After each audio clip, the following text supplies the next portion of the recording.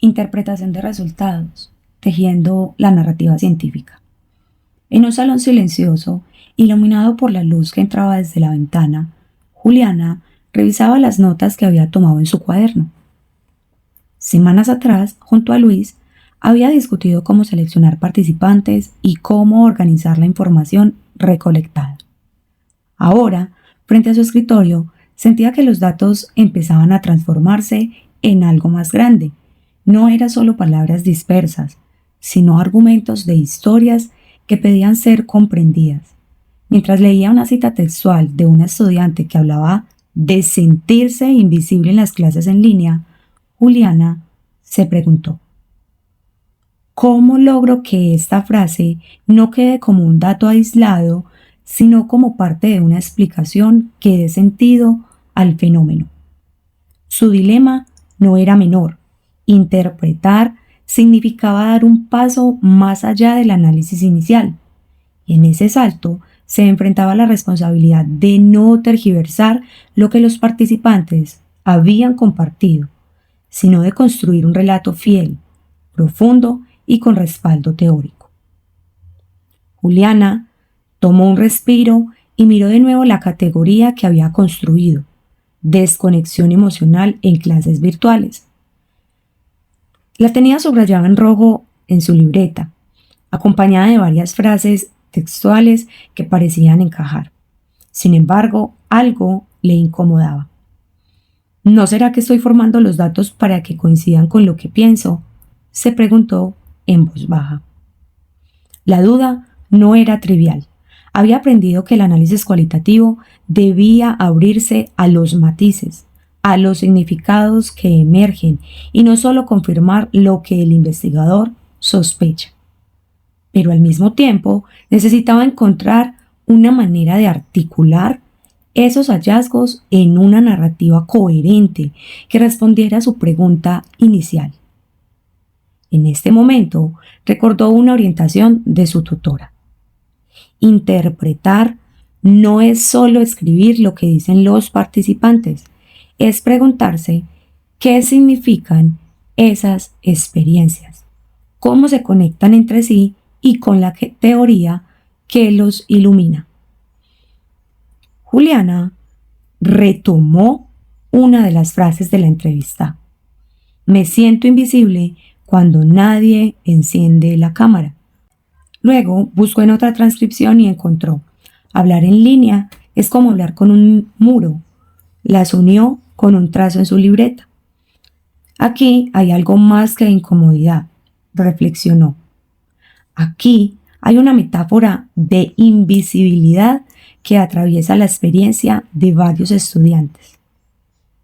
Ese fue el inicio de su dilema: cómo transformar esas voces en un relato interpretativo sin perder su esencia. Cómo pasar de códigos y categorías a la construcción de un significado que no fuera solo suyo, sino compartido, validado por el diálogo con la teoría y con los propios datos. Mientras subrayaba y tachaba frases, Juliana entendió que estaba frente al reto central de la investigación cualitativa: dar sentido a lo humano sin silenciarlo en el proceso. El dilema de Juliana refleja una tensión clásica en la investigación cualitativa: el tránsito entre descripción e interpretación. Como advierte Galeano, interpretar no significa repetir lo dicho por los participantes, sino reconstruir el sentido de sus relatos en diálogo con un marco conceptual y en el contexto en que se producen. En este proceso, la metáfora de la invisibilidad que Juliana había detectado se convierte en una clave interpretativa. Esa sensación de apagarse o de hablar con un muro no puede reducirse a anécdotas aisladas, sino que debe analizarse como parte de un fenómeno más amplio de presencia social en entornos virtuales, concepto trabajado por Garrison y otros investigadores en el modelo de la comunidad de indagación. Aquí, la voz del narrador omnisciente se hace presente.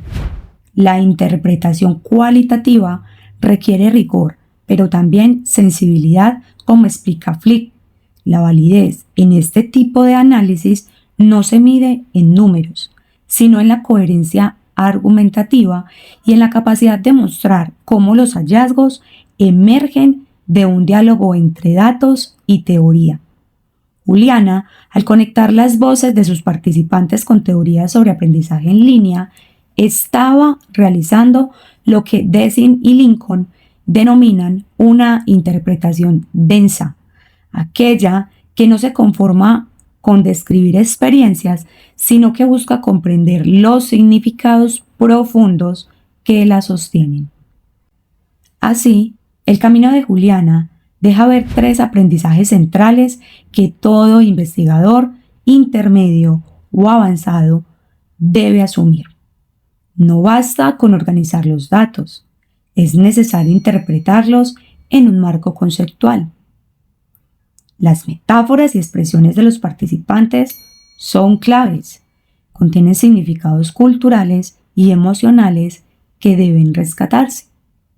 Y finalmente, el rigor cualitativo exige contraste constantemente, revisar datos, categorías y teorías en ciclos sucesivos para evitar interpretaciones arbitrarias. De esta manera, Juliana entendió que su tarea no era investigar significados, sino reconstruirlos con cuidado, respetando las voces de sus participantes y conectándolas con debates académicos más amplios. Juliana dejó de escribir por un momento, miró sus notas, llenas de subrayados, flechas, y ahí comprendió que lo que estaba construyendo era más que un ejercicio académico, era una manera de devolver sentido a las voces de quienes habían confiado en ella. Recordó las palabras de uno de sus entrevistados. Lo difícil no es solo estar en clase, es sentir que no existes para los demás. Esa frase le retumbaba porque le mostraba la responsabilidad ética de interpretar sin simplificar, de dar visibilidad a lo invisible. Interpretar es, al mismo tiempo, un acto de conocimiento y de cuidado, porque cada categoría, cada conexión es una decisión que puede abrir horizontes de comprensión o, por el contrario, reducir experiencias humanas a simples etiquetas. Por eso, te invito a que tomes en conjunto los datos cualitativos que hayas recopilado. Puede ser de una entrevista, una observación participante o incluso un diario de campo.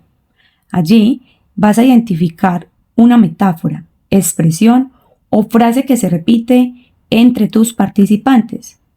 Escríbela grande y pregúntate, ¿qué significa en el contexto de tus experiencias? ¿Qué categorías previas dialogan con esta expresión? ¿Cómo podría esta metáfora ayudarte a construir un hallazgo central de tu investigación? Y recuerda, en la interpretación no todo se trata de qué dicen los datos, sino de qué significan en la vida real de las personas. En conclusión, Juliana guardó sus notas en una carpeta y cerró con cuidado el computador. Sabía que la interpretación no terminaba allí. Había dado forma a los significados, pero lo que seguía era aún más desafiante. ¿Cómo comunicar esos hallazgos a otros sin perder la riqueza de las voces que los inspiraron? Mientras caminaba por el pasillo de la facultad, se repitió en silencio. No basta con interpretar. Hay que aprender a narrar lo encontrado para que otros comprendan lo que los datos revelan. Todo investigador llega tarde o temprano a la misma pregunta. No solo qué descubrí, sino cómo voy a contar lo que descubrí. Y ahí comienza el desafío de la redacción cualitativa. Pero eso será en nuestra próxima historia.